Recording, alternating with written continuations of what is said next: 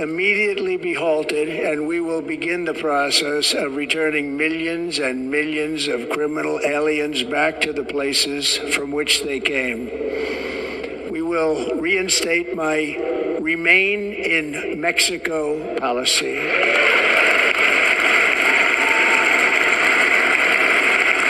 I will end the practice of catch and release. And I will send troops to the southern border to repel the disastrous invasion of our country.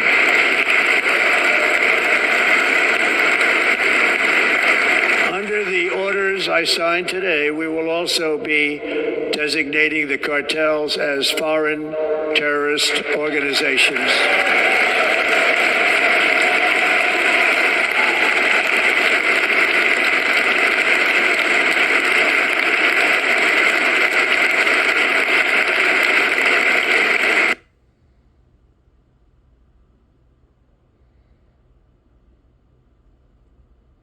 In 1798, I will direct our government to use the full and immense power of federal and state law enforcement to eliminate the presence of all foreign gangs and criminal networks, bringing devastating crime to U.S. soil, including our cities and inner cities.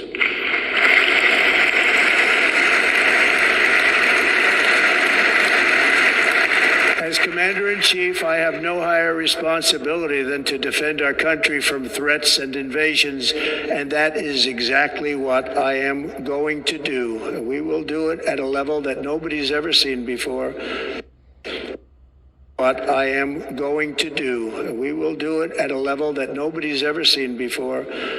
Next, I will direct all members of my cabinet to marshal the vast powers at their disposal to defeat what was record inflation and rapidly bring down costs and prices.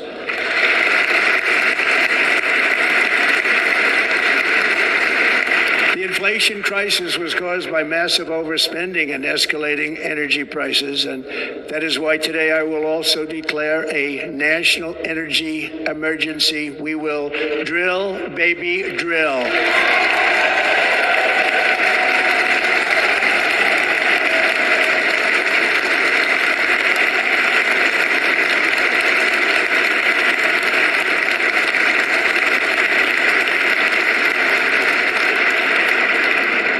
America will be a manufacturing nation once again, and we have something that no other manufacturing nation will ever have, the largest amount of oil and gas of any country on earth, and we are going to use it.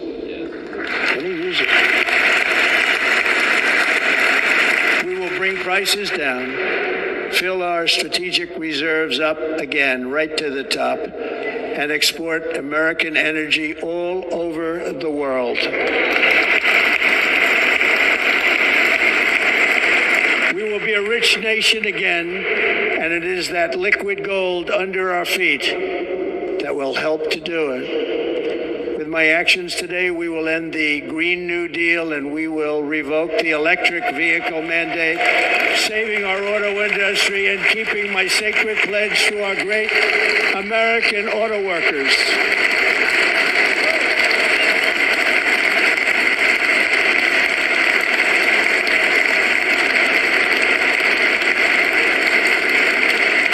In other words, you'll be able to buy the car of your choice.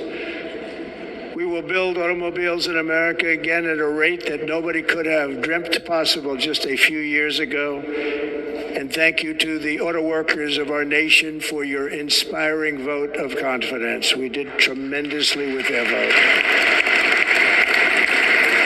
I will immediately begin the overhaul of our trade system to protect American workers and families. Instead of taxing our citizens to enrich other countries, we will tariff and tax foreign countries to enrich our citizens.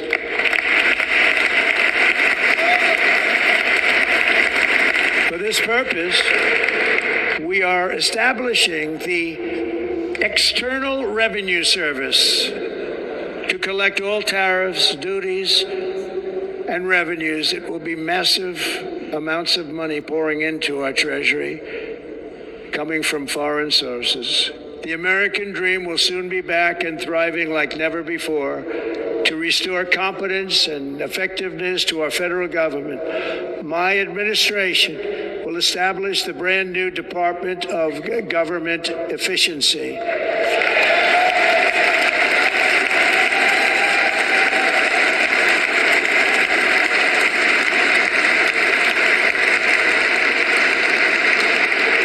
After years and years of illegal and unconstitutional federal efforts to restrict free expression, I will also sign an executive order to immediately stop all government censorship and bring back free speech to America.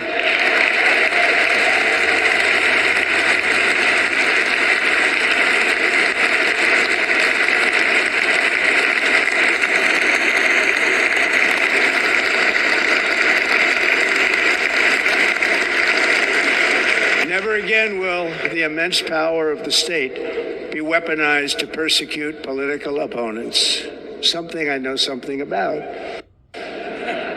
We will not allow that to happen. It will not happen again. Under my leadership, we will restore fair, equal, and impartial justice under the constitutional rule of law.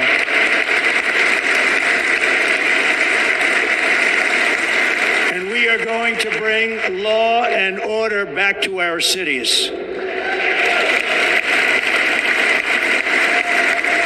This week, I will also end the government policy of trying to socially engineer race and gender into every aspect of public and private life.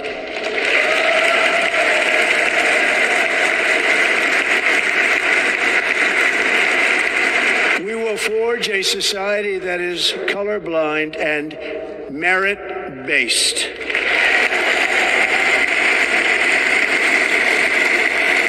As of today, it will henceforth be the official policy of the United States government that there are only two genders, male and female.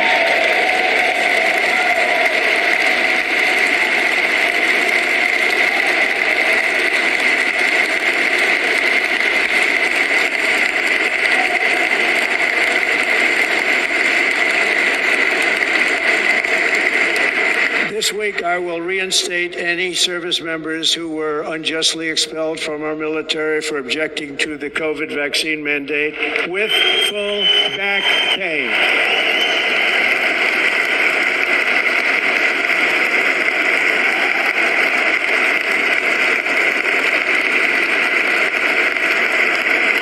I will sign an order to stop our warriors from being subjected to radical political theories and social experiments while on duty. It's going to end immediately.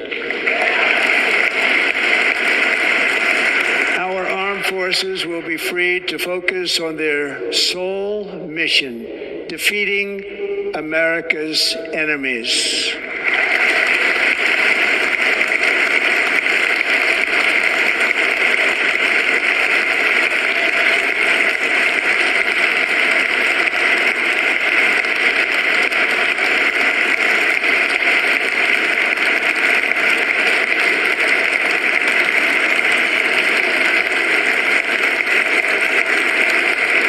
Like in 2017, we will again build the strongest military the world has ever seen.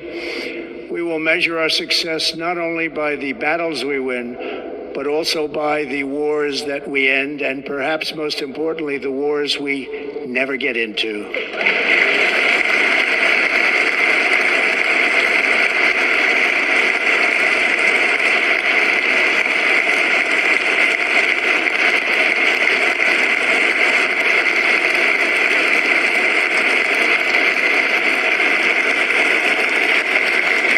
My proudest legacy will be that of a peacemaker and unifier. That's what I want to be, a peacemaker and a unifier.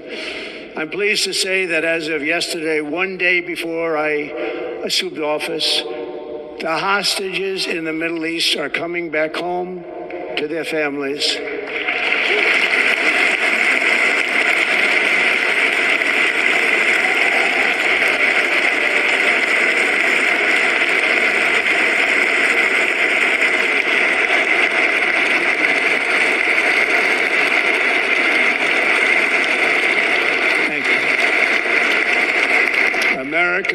reclaim its rightful place as the greatest, most powerful, most respected nation on earth, inspiring the awe and admiration of the entire world. A short time from now, we are going to be changing the name of the Gulf of Mexico to the Gulf of America, and we will restore the name of a great president, William McKinley, to Mount McKinley, where it should be and where it belongs.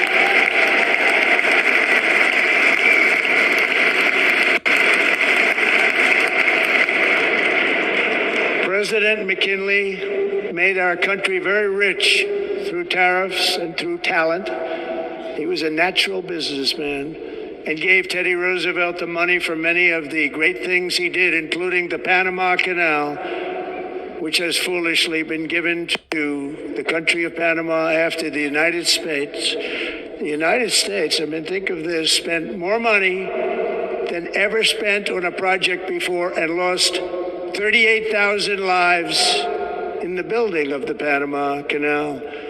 We have been treated very badly from this foolish gift that should have never been made, and Panama's promise to us has been broken.